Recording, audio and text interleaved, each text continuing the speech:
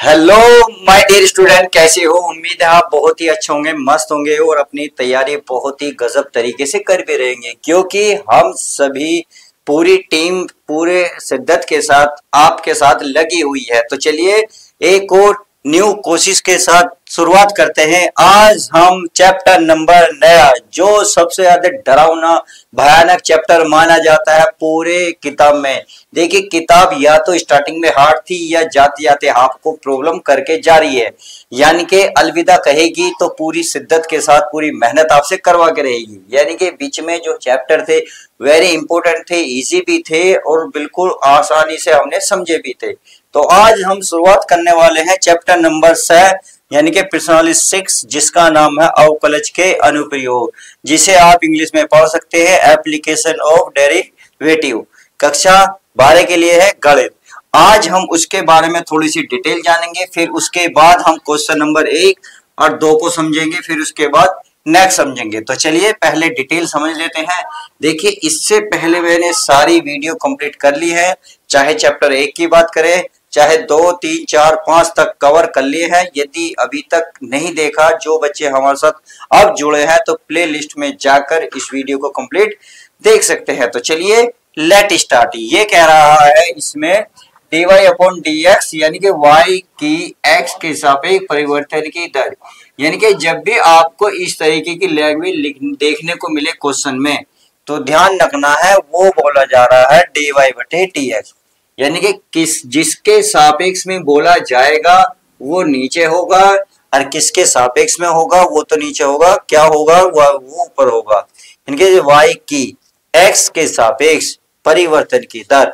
तो ये मैंने स्टार इसलिए बना दिया है आपको कंफ्यूजन ना हो कौन सा ऊपर रखना है कौन सा नीचे। सीधी बात है, अगर जिसके सापेक्ष बोला जाएगा उसे आप नीचे रख देंगे, बाकी ऊपर रख लेंगे। क्या कुछ समझ में नहीं आया? चलिए डोंट वरी, आपको चिंता करने की बात नहीं है। चिंता इसलिए नहीं करने की क्योंकि जब तक आरपी सर फिर मैथ में काहे का डर।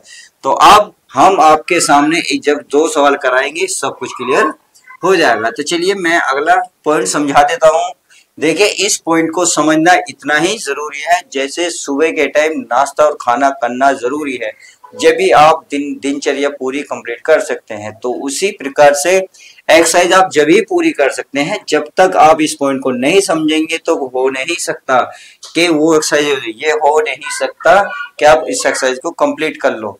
इसीलिए मैं कह रहा हूं इस पॉइंट को जरा ध्यान से देखिएगा। ये क्या कह रहा है? ये कह रहा है यदि x का मान बढ़ाने पर y का मान बढ़ता है। यदि आप x का मान बढ़ा रहे हैं और y का मान बढ़ गया, तो आप जब भी dy dx को लिखेंगे धनात्मक लिखेंगे। क्या लिखेंगे?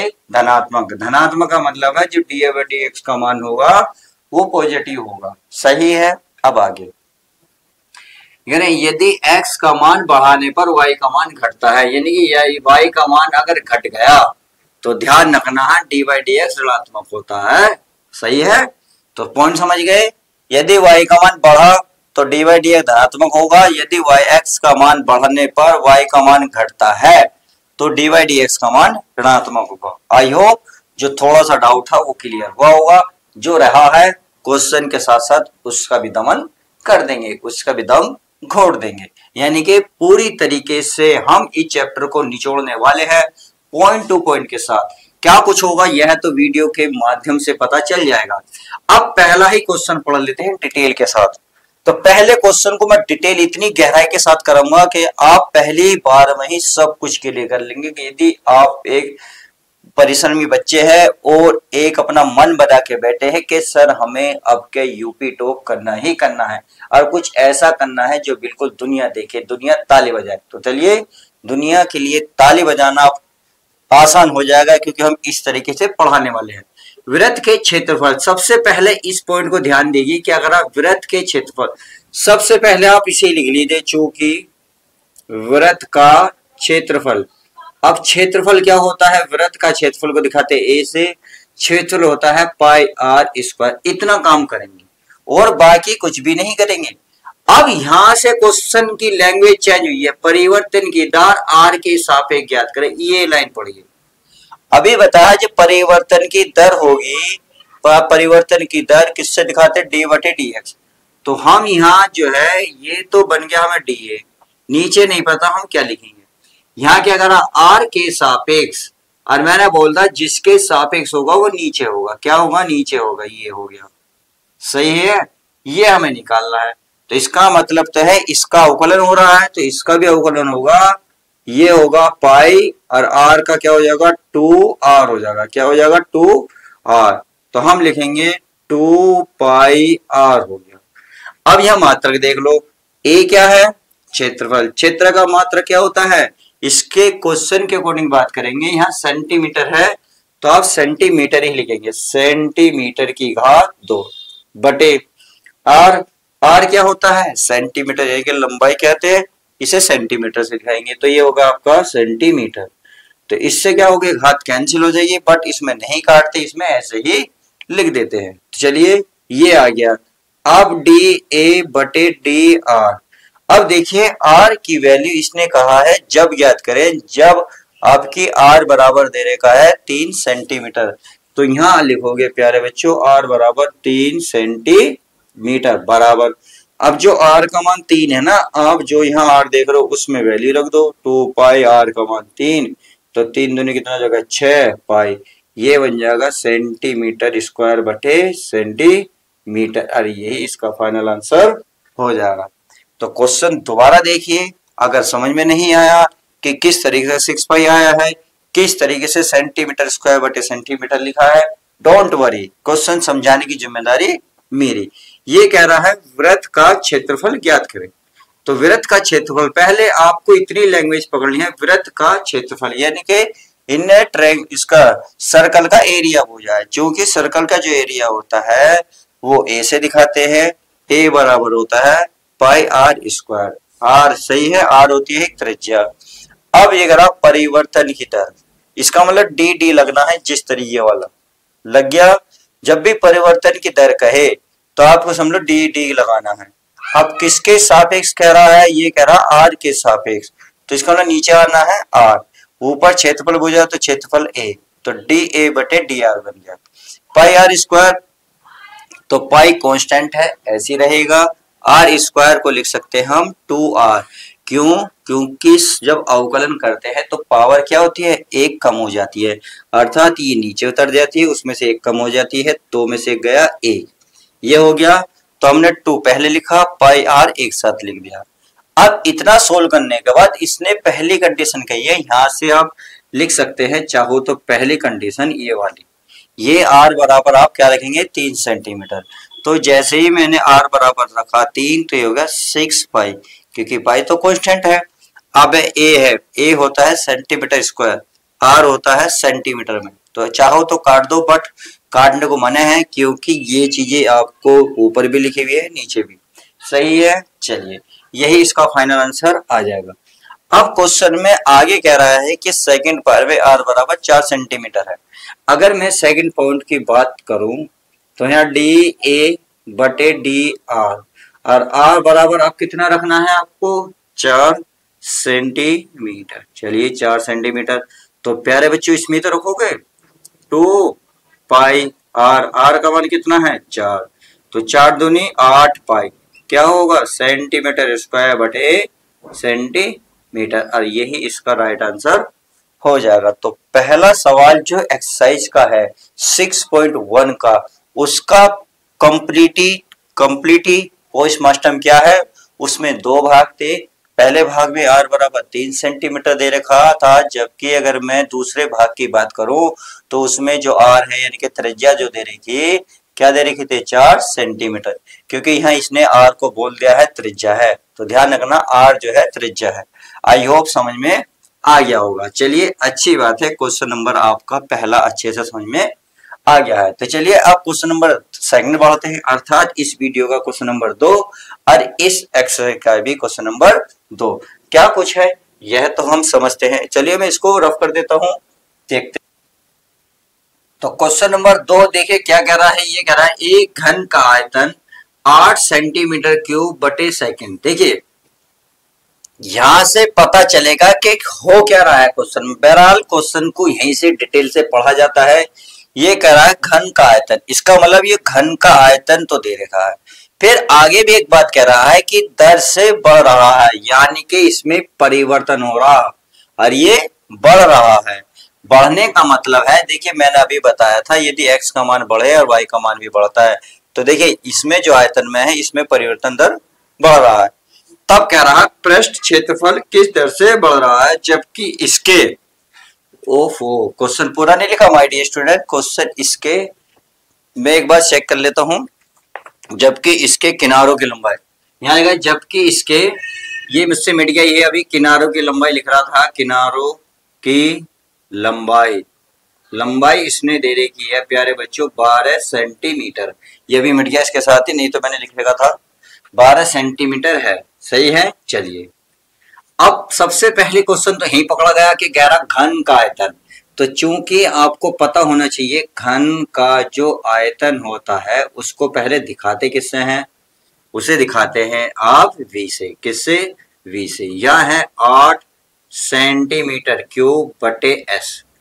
अब यहाँ dv आएगा या d केवल v आएगा, ये डिपेंड कर रहा है क्वेश्चन की हिंदी की लैंग्वेज।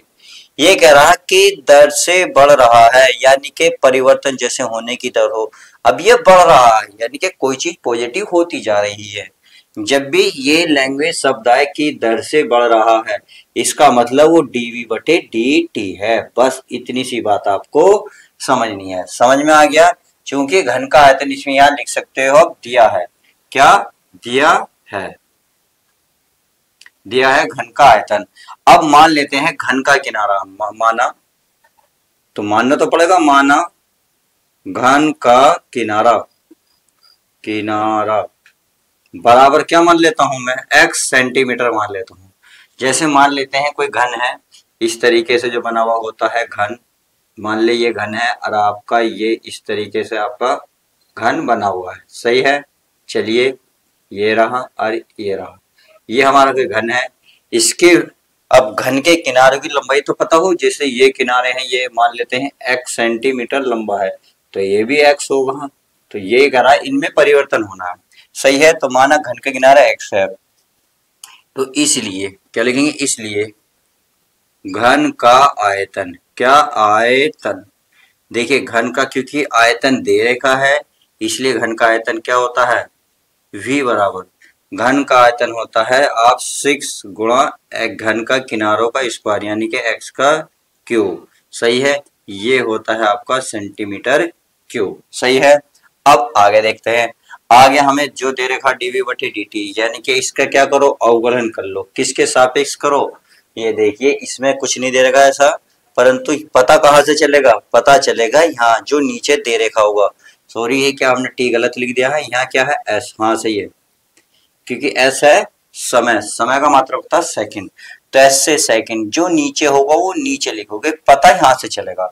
देखिए हो सकता है पहला क्वेश्चन समझ में आया हो, दूसरा समझ में ना आए क्योंकि थोड़ा सा ही टफ दिया हुआ है, बट जैसे जैसे हम इस एक्सरसाइज के अंदर घुसते जाएंगे, एक्सरसाइज को पढ़ते जाएंगे, एक एक सवाल को बड़े डिटेल से पढ़ते जाएंगे तो आपको पकड़ में आने शुरू हो जाएंगे। कुछ बच्चे क्या करते हैं, पहला ही सवाल समझ में आया या दूसरा तीसरा नहीं आया तो वीडियो स्किप कर देते। यार ऐसा मत किया करो, ऐसा करने से खुद ही बताइए क्या अपना लॉस नहीं कर रहे। क्या कोई ऐसा मास्टर है कि आपको पहले ही दिमाग में भेजे में घुसा देगा, पहली बार में कुछ भी नहीं होता।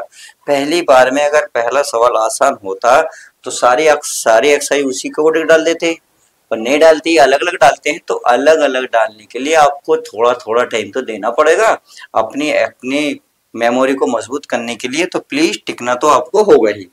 तो यहाँ इसका करते हैं, जो नीचे देगा उसी के सापेक्ष हम क्या करते हैं, वो क्या करते हैं यानी कि अवकलन करते हैं। यहाँ कहते रखना t, तो यहाँ लिखेंगे t के सापेक्ष, t के सापेक्ष अवकलन करने पर, अवकलन करने पर। तो चलिए अवकलन कर लेते हैं। तो v का हो जाएगा dv और t का हो जाएगा dt। सही है। इसका क्या होगा 6 ऐसी हो जाएगा, ये हो जाएगा 3x स्क्वायर, x का करोगे तो dx की जिसके सापेक्ष करोगे वो आ जाएगा नीचे। सही है।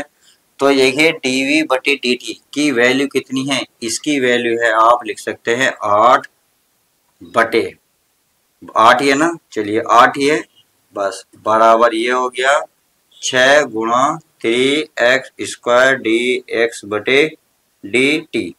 अब यहाँ से dx बटे dt की वैल्यू निकालूं तो ये गुणा की चीज कहाँ जाएगी, भाग में। कहाँ जाएगी, भाग में। तो चलिए मैं इसको रफ कर देता हूं, यानी कि इसको अगर मैं रफ करूंगा तो क्या आएगा, देखिए। अच्छा, घन का आयतन तो 6 आएगा, ये सॉरी एक्स की हद 3 आएगी। हाँ, ये हो गया 3x²। ये कहाँ जाएगा आपका, बटे में आ जाएगा। तो बटे में ले लेते हैं, ये मिल गया आपका क्या है, dx बटे dt बराबर 8। अब ये गुणा की चीज कहाँ जाएगी, भाग में। तो ये हो जाएगा 3x²। इतना हो गया। अब आगे इसने क्या कहा है, इसने कहा पृष्ठ क्षेत्रफल किस दर से बढ़ रहा है, यानी कि बढ़ रहा है, यानी कि d आएगा ही आएगा, इतना तो इसने कह दिया। अब पृष्ठ क्षेत्रफल जो है, घन का पृष्ठ क्षेत्रफल पता होना चाहिए। अगर मैं घन के पृष्ठ के क्षेत्रफल की बात करूं, घन का पृष्ठीय क्या करा है, पृष्ठ क्षेत्रफल, पृष्ठ लिख लो तो पृष्ठ क्षेत्रफल। तो पृष्ठ क्षेत्रफल क्या होता है, इससे ए से दिखाते हैं, पृष्ठ क्षेत्रफल होता है 6x²। सही है। अब आगे क्या करेंगे, आगे जो इसमें क्या दे रखा है, इसका भाई क्षेत्रफल किस दर से बढ़ रहा है, यानी कि इसमें परिवर्तन बूझ रहा। किसके सापेक्ष करोगे, इसी के जिसके सापेक्ष ने यहाँ दिया है, किसके, टाइम के। तो टाइम के अकॉर्डिंग अवकलन कर लेते हैं, यानी कि a का t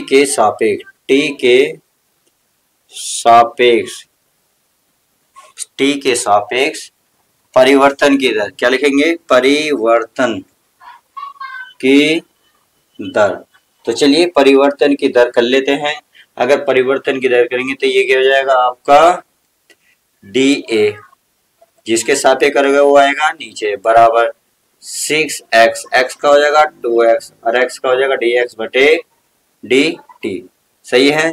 अब 6 दूनी कितना हो गया, 12x और dx बटे dt की वैल्यू आप देख रहे होंगे कितनी है, ये है आपका 8 बटे 3x²। तो देखिए कुछ कट रहा हो तो काटो, इससे पावर पूरी कट रही है, 3 चौक 12, तो 4 अट्ठे 32 बटे में बचा x। सही है। मात्रक बताइए इसका क्या आएगा, dA बटे dt। अगर मैं इसके मात्रक की बात करूं तो सर आप कहेंगे सर इसमें a है तो यह आएगा cm² बटे, यहाँ t है, t का आएगा सेकंड।